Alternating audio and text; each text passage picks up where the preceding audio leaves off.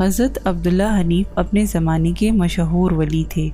2 آدمی ان کی شہرت سن کر بڑی دور سے ان سے ملنے کے لیے آئے۔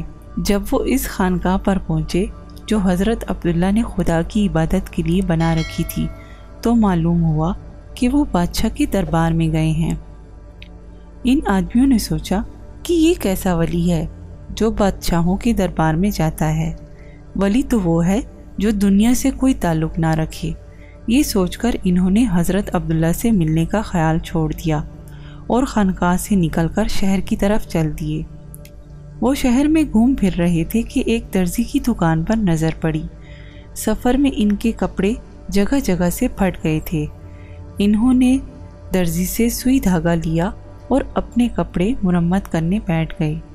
وہ دونوں تو اپنے کام میں لگے ہوئے تھے کہ اتنے میں ایک شخص آیا اور موقع پا کر درزی کی کینچی اٹھا کر لے گیا۔ درزی اپنے کام میں مصروف تھا، اسے پتہ نہ چلا۔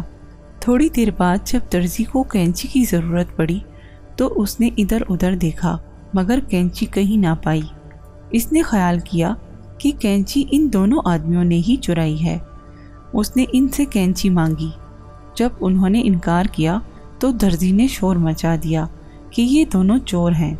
بہت سے لوگ شور سن کر جمع ہو گئے۔ ان آدمیوں کو اس شہر میں کوئی نہیں جانتا تھا، ان کا ساتھ کون دیتا؟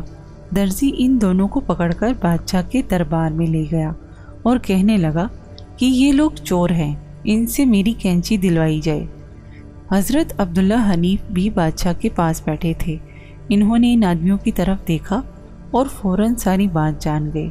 انہوں نے بادشاہ سے کہا، یہ بیچارے تو درویش ہیں، مجھ سے ملنے کے لیے بڑی دور سے چل کر آئے ہیں، یہ کام ان کا نہیں ہو سکتا۔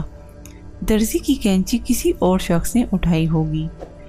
حضرت عبداللہ کی سفارش پر بادشاہ نے انہیں چھوڑ دیا۔ حضرت عبداللہ ان دونوں کو ساتھ لے کر اپنی خانقاہ میں آئے اور کہنے لگے، بھائیو، تمہارے دل میں میرے متعلق جو خیال آیا وہ درست نہیں تھا۔